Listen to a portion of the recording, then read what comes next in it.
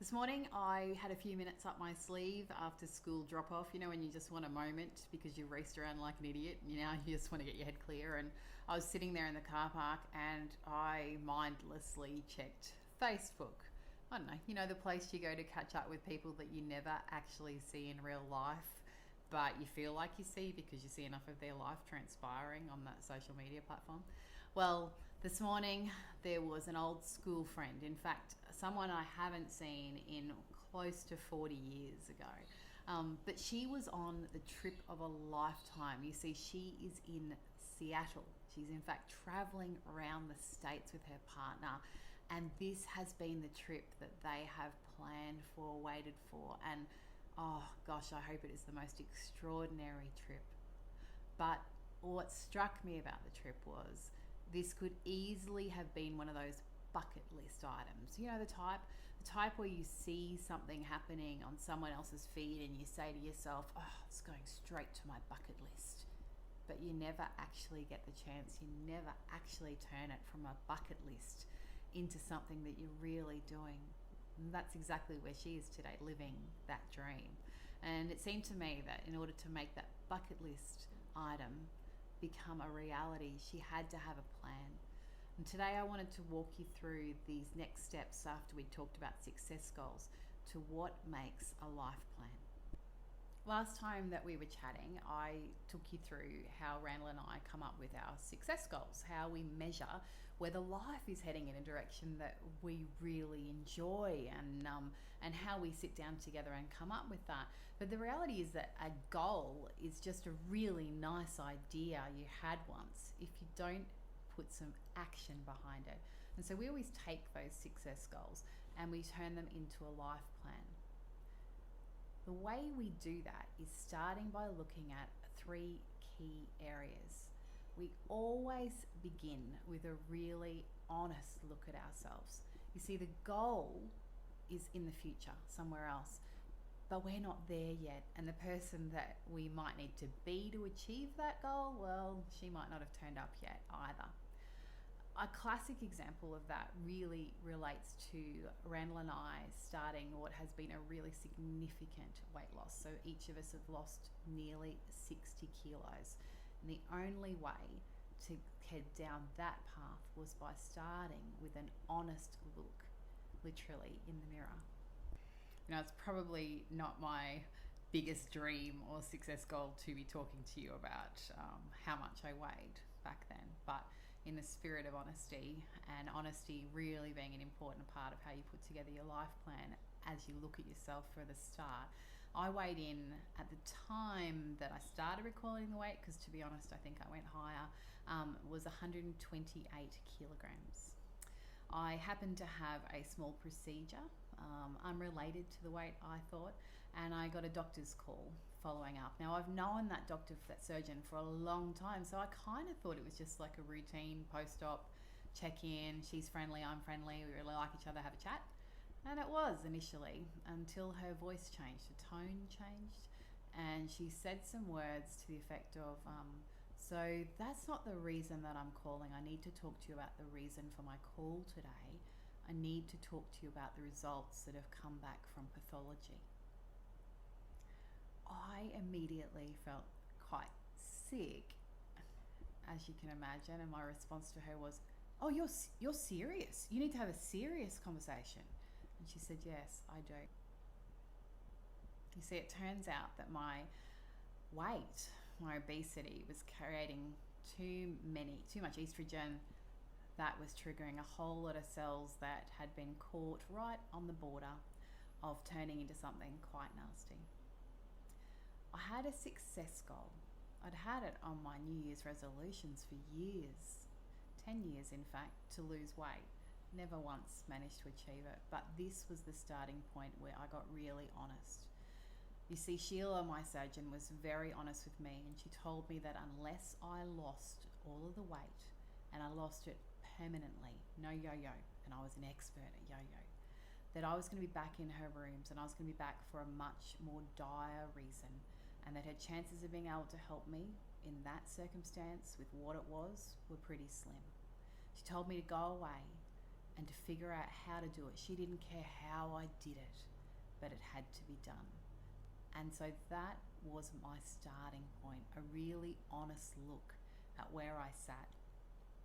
And from there, I could gaze at my success goal. And my success goal was to be happy and healthy and raising our 4 kids and living a good life, not dying in my 40s.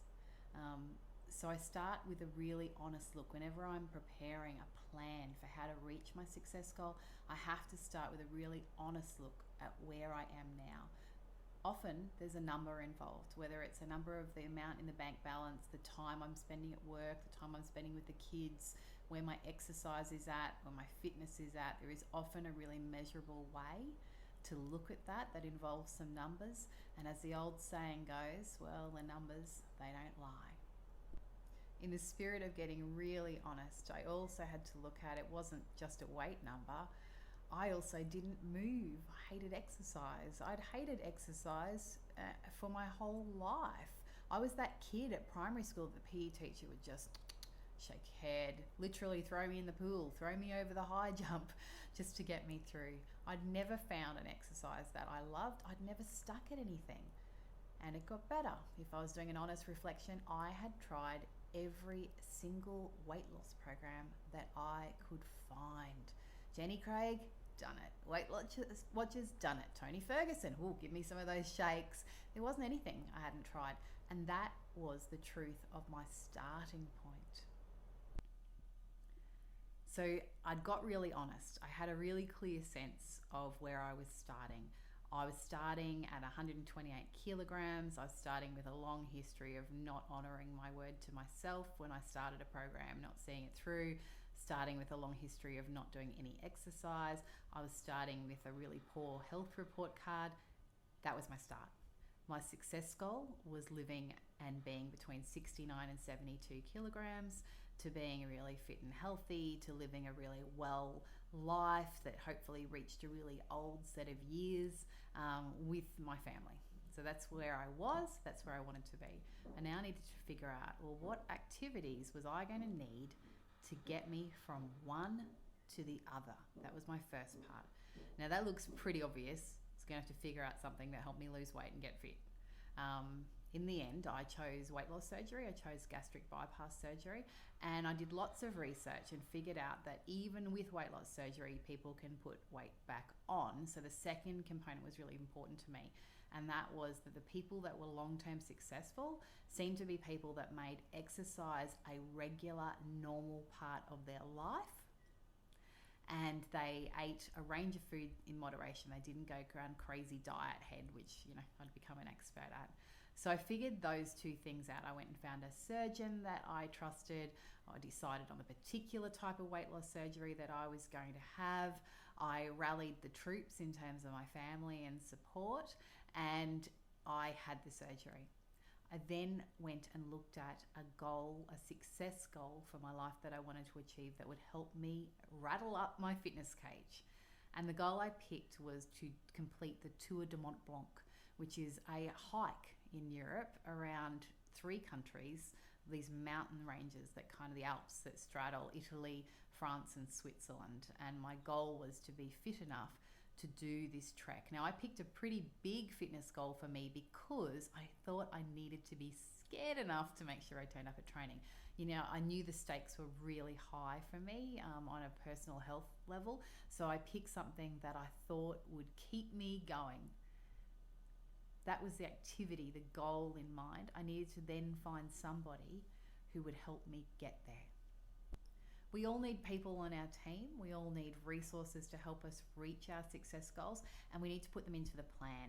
Now, on a day-to-day basis, we use those sort of things all the time in project planning. I think you'd be hard-pressed to find any workplace in Australia that isn't using some form of project plan. But for some reason, we don't take these same skills and apply them to our personal life. So when you're looking at your life plan, one of the things I'll talk to you about as you read through is what needs to happen in the middle. For me, I went and found a personal trainer. Now, I had a couple of key criteria. I wanted a personal trainer who didn't think she had done her job when I was vomiting in the garden. Been there, done that, refusing to do that again. But I also wanted a personal trainer who liked hiking, because it kind of occurred to me that I needed to be trained on how to actually do that. I figured that I had 2 legs, so hiking was the best start I could think of because it appeared to be the only real equipment that was mandatory. And tick, I had that, so I was on a winner. I also thought that the personal trainer really needed to be local because I needed to make this super easy for me to facilitate in normal part of life. And luckily, I did. She put together a bit of an approach, and it started with something that really surprised me. And to be honest, it did make me question whether this was going to work. You see, I'd signed up for a week-long trek where I knew I was going to be trekking up and down mountains for about 8 hours a day. And the first piece of homework that I had in fulfilling this life plan, putting together the plan that saw me reach my success goal of becoming a healthy weight and somebody who was fit and incorporated movement into everyday living, her first piece of homework that she gave me was I needed to walk up and down my driveway for 5 minutes a day.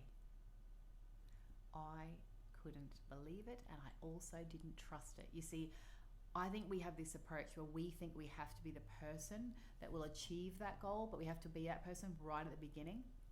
So in some way I was looking for her to send me out for 2-hour walks every day. Instead, she just started with 5 minutes.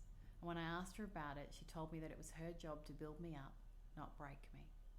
Seemed pretty clever, didn't it, in putting together the life plan, the activities that we need to focus on what builds us up, not breaks us. So when you're looking at activities, you also want to look at who are you recruiting onto your team. I'd started with the personal trainer, but I had a long history of not honouring promises to myself when it came to health and fitness. The stakes were so high that I sat down and thought about who else do I need on my team to reach this, to make this a reality. I reached out to a group of women that are in my life who all have fitness and movement and looking after themselves as a really key component of their life, and I told them about my goal, and I asked, did anybody else want to come? One woman, Michelle, said yes, she would come. So I had my partner in crime, the person that I knew would be meeting me at the other end, who committed financially, and that was another layer of motivation for me to make sure I turned up. The other women, well, they checked in on me. They asked, how's your training going? They invited me to go for walks, to meet with them. It was vital that I constructed a team that were a part of the plan for my success. So once you've got your activities figured out, what are you going to need to actually do? Whether it's putting together a sort of budget, which as I've spoken about before and Randall's spoken about, we're a big believer in the barefoot investor approach. So if you're thinking about a financial success goal, please go check that out. We've done it. Really common sense, but really extraordinary, actually life-changing approach to how we manage money. Figure out who needs to be on your team, who are you getting, who are you telling about what you're doing. I talked about it publicly as much as I could. I put on Facebook. I told my kids because, you know, whilst I love them, I really want them to be proud of me too, and in reverse. And that brought me to that third component when you're putting to a life plan together is what's got to shift in your own headspace and your own attitude, and how can you get your brain working to help you? For me, I really needed to have a shift in how I saw myself. I saw myself as someone who hated exercise. I did. I really didn't like it. I saw myself as someone who struggled with my weight. I followed every curvy blogger. I used every kind of approach of, I'm just overweight, it's such is life. And I needed to start to shift how I saw myself, that I saw myself as someone healthy. So I really had to examine what are the mindsets, what are the attitudes that I have to work on, and how am I going to work on them? One of the first things I did was start to think about some words. What was I saying out loud? So for example, I set myself a rule. Whenever I turned up to training, my personal training, I wouldn't complain. And nothing was to come out loud because it helped no one, and it's kind of added to that mindset. And I thought, you know, people that make exercise a part of their life all the time, it's just they're normal. They're not standing there whinging about it. They're just doing it. So I thought, I don't have to love every minute of it, but I'm not allowed to complain out loud about it. If a few words muttered in my head, well, so be it. But out loud, nothing. I also spoke and looked at that I was someone that honoured commitments. So I turned up if I said I was going to turn up, and I didn't just let it slide. So if you are putting together your life plan, there's 3 key steps. You have to figure out where you're going always. They're your success goals. Then you need to get really honest with where you're starting. You need to look at what activities do you need to do to reach this life goal, and you need to work out who's going to be on your team to get you there, and what needs to shift in your own headspace and your own thinking.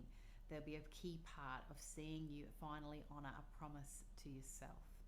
Then you need to document them. I went through a process where I put them together. I have a frame in our bedroom wall and I put our goals up there. I have a special book that I put record our family and our individual dreams, our goals and our plans, so that we can check back in. And Randall and I actually sit down and have a coffee once a month and go over those and talk about where are we at, where are we tracking.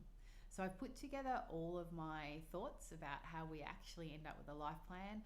I've kind of taken you for a whirlwind tour through this, just really focusing on one key area that's been a success goal, which is losing weight and being healthy. And currently I'm sitting around the 70 kilo mark, which is in that healthy weight range I set for myself. I turn up and I exercise about 4 times a week. I'm a hiker.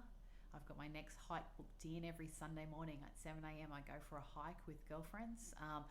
It has been a significant and wonderful shift in my life to have reached that success goal. It is an ongoing goal for me, so it's one I have to keep working at. I don't want to risk going back. Those health stakes were too high. I wasn't prepared to pay that price. So for me, this is an ongoing one, and it is really continues to be one that I work on in terms of how I view myself and what activities and who's on my team. I really hope that you have a wonderful time enjoying, gazing around, thinking about what your success goals would be. But more importantly, I hope that they become the sort of thing that you actually develop as a life plan. Jim Rohn had this great quote, and it's one that I've lived by for a number of years now. He said that if you don't plan your life, somebody else will. And guess what they've got planned for you? Not much. Don't be the end of someone else's not much planned for your life. I hope you take care of it, set your success goal, reach out and plan for your life, and please let me know the dreams, the goals that you fulfill, the plans that you make. I would love to be a part of your team, encourage you and cheer for you. So I'm Tricia Velthuizen from Churchill Education, and I'll be talking to you again soon.